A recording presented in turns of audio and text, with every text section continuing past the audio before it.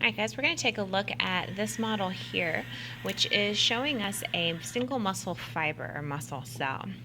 We see the sarcolemma out here. This is the fancy name for the cell membrane of our muscle cell. And we see some connective tissue that's wrapping around the muscle cell, and this is called the endomysium.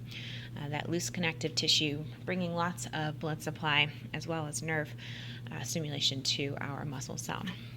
If we look inside of our muscle cell, we see some organelles, like the nucleus. We also see some mitochondria.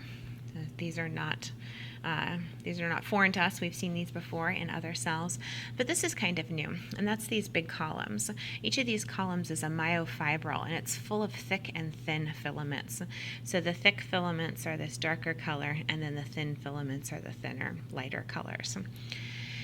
Those myofibrils are connected sarcomeres end to end, and they're responsible for contracting inside of our cell.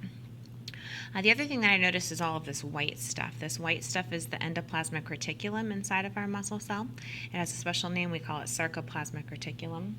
And then in this dark orange color, we see a T-tubule. That T-tubule is going to carry an impulse deep into the muscle cell and stimulate that sarcoplasmic reticulum to release calcium ions, which is then going to cause contraction of the muscle cell. Other things that we can see, on this model include this. This is our neuron, and this is the end of the neuron here. So this neuron is going to contain some synaptic vesicles. Those are the small yellow spheres that we see here.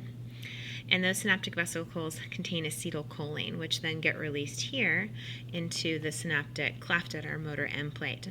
And they are going to be what stimulates the contraction to occur, which causes that nerve impulse to move through our motor